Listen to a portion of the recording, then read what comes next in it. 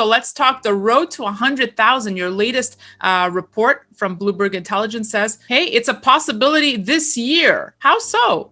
Well, I've been looking at this for about a year, and it's more based on questions I've been getting. Okay, McGlone, you keep saying 100 grand, give us good reasons. So I finally decided, all right, let's put out a deck that shows some of the charts. And one thing I missed from that I'll mention first is ETFs. There's still a high probability that the U.S. is just going to follow Canada, maybe just a futures-based, Bitcoin ETF. But the fact that there are now over 30 applications, and the fact that money is migrating from the U.S., notably from Cathie Wood and ARK, towards Canada, the pressure is quite strong and high for the U.S. regulators to say, all right, we're kind of missing out here. We need to do that. So in the bigger picture, the foundation to me really got started last year, and I'll leave you with this. It's very, from a commodity strategy standpoint, is somewhat simplistic. Supply is declining, demand is increasing, and then you look at the history of Bitcoin, typically years after a halving, which is when you cut supply, which we did last year. It usually has some of its best performance, which is prime candidate for 2021. Okay, so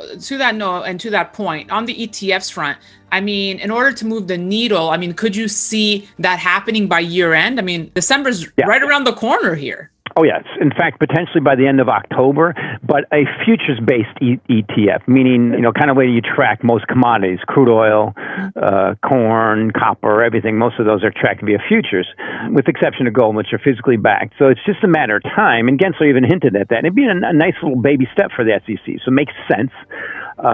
And that would open up, now futures-based might not be the best thing, but it's better than nothing. It follows Canada and just opens up that legitimization window for a massive amount of money inflows. And one thing I have to point out is, so if I had, kind of own your mistakes, and if I had just kind of booked a little more in Ethereum this year, I'd be at that 100,000 mark, because Ethereum's up the equivalent.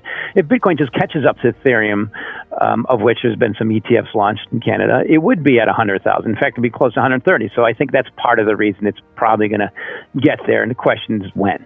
Yeah. So first of all, Bitcoin has a history. It went up to 1,000 and held resistance there from like 2013 to 2017, and poof, bumps up to 10,000, gets a little bit overdone, and then held and locks in around 10,000 right till about the end of 2020. And then poof, it pumps up. 2019 and 2020 has its resistance, and once it breaks out about 10,000, it's more likely to go to 100,000. Yeah, now that's the history. And then you look at what's happening. The halving is cut the supply, and then you look at the simple macroeconomic things. The thing that I've underestimated this year is how much there's been disdain and outflows from gold, and people giving up on gold and going to Bitcoin and Ethereum, basically putting Bitcoin and Ethereum in the same bucket as gold. So as we speak, gold is down about 7% on the year, and Bitcoin's up almost 70%. Ethereum's up almost 400%. And to me, that's just this, the techie geeks inheriting the earth, taking over. I mean, sure you hear that a lot, but it's just happening, and it's that concept of 24/7 price discovery all the time, and Bitcoin's limited supply overtaking things like gold. And to me, that's really what's happened. Then there's the macroeconomic, and we can fully expect debt to GDP's, QE levels, fiscal and monetary stimulus to continue to keep an unlimited supply of fiat currencies, meaning that base of how you price Bitcoin should continue to have unlimited supply of fiat currencies. This is limited supply of Bitcoin, means the price must go up by rules of economics. You mean all the fundamentals that should have been supporting gold way above 2,000 an ounce, right, Mike? But to the point of, is Bitcoin taking a chunk out of gold? From what I hear from you, yes, it is. I spoke to the folks over at Wells Fargo. They're seeing that as well. But I'm hearing such differing views on Wall Street. There's some on the camp that say, no, not at all. Gold still does its thing, as it has its own proprietary reasons to own it. It's not, it's not getting hurt at all at Bitcoin. So I'm hearing such differing points of view on this topic. Do you have any other insights you can share there? Are you seeing any hard numbers?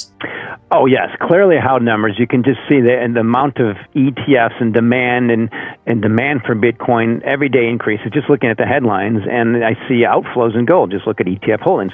But the bottom line is, Danielle, you have to consider our sources. And that's one thing I love about this position versus when you and I talked maybe 6 years ago, I was kind of more biased, as I had to be biased towards bullish gold. Now I'm just completely neutral, getting it right. And first, let's look at it this way. From a prudent money management investment standpoint, if you have any type of money in gold and bonds and you're not allocating to Bitcoin, just a small portion, you're at greater risk of looking like you're being left out or falling behind and lost in the woods versus just allocating a small portion. That's happening. That's a fact. And then there's a simple fact of performance. So I look at it as, to me, the naysayers are falling, against Bitcoin, falling every day. They're now minority, and they've all tilted the other way. And the performance just keeps showing it. And then I look at, here's the thing I'll leave you with, is one of the most notable things that's happening in crypto assets is the trading of digital dollars, crypto dollars.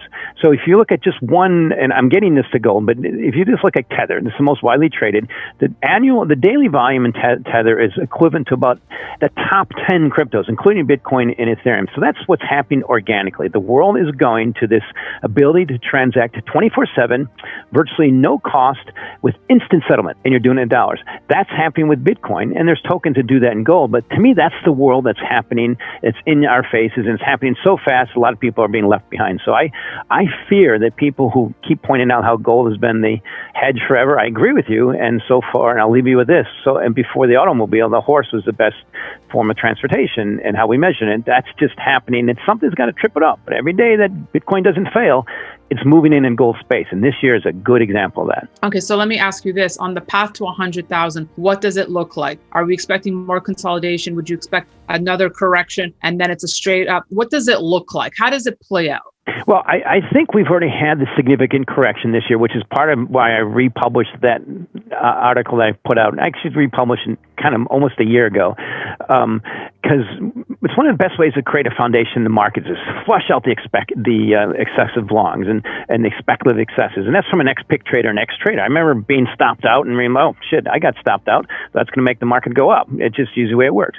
So I think that's what's happened. So cryptos have had a great foundation. They've corrected. They found a good base around 30,000 in Bitcoin, and now they're starting to recover. To me, it's a matter of time they go higher. And there's going to be bumps in the road. And the key, most notable market in the whole world that hasn't had just a little correction is the stock market. Someday it's going to have that. So I look at it as just a matter of time. And also the reasons that Bitcoin corrected were very bullish in the long term, i.e. pushing back on the energy consumption. We all know just the process of humans harnessing energy is part of human advancement.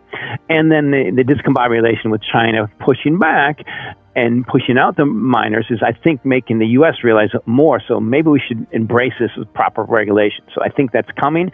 And the key thing I'll end with is, in terms of regulation, the U.S. is probably going to focus on trading of digital dollars and a lot of these 12,000 other cryptos. But there's not much you can do with Bitcoin. It's open source software that's developed organically. And then there's this key thing from a U.S. and a leadership standpoint. It's a massive job machine, which creates votes.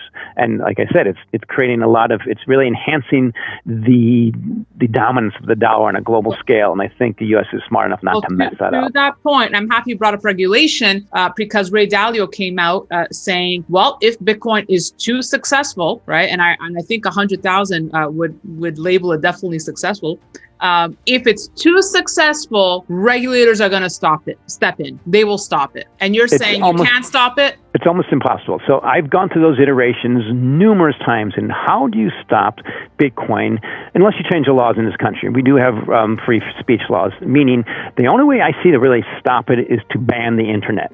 Because if you put some kind of restrictions on it, I mean, I don't, but you can hold Bitcoin on your own wallet and and your own keys, and no one's going to know about it. It's just good luck, and it'll just migrate to other places that aren't pushing back. So I think that's and also key thing about that probability, Danielle. I've heard it for years. it's been declining every day. Now, the fact that Ray Dalio says it, I think is a little bit out of context because he owns Bitcoin. In fact, he even says it's part of my gold diversification, which is a small portion of my portfolio, but he owns it. He's probably going to buy more.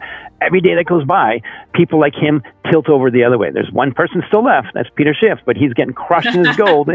and he just hasn't admitted that yet. But if you just added 1% of Bitcoin to that, on a dollar cost average basis, you might get fired by his clients pretty soon. But that's a key thing to remember. Probability of banning U.S. has been declining. Adoption and demand are increasing. Follow the trend. Okay, last point. If someone, if our viewers are watching and they're on the fence between Bitcoin or Ethereum, I know you're not a financial advisor, but what should you be looking at? How do you choose? Do you add both? Do you choose one over the other? Exactly, diversification. The way I like to describe it is you can't, in a prudent money management way anymore, consider yourself a decent fiduciary if you have any kind of gold, and if you don't have Bitcoin in that bucket. The way I view it, that's my view. But you also have to have some Ethereum in there too. So the way I look at it is, performance instills competition.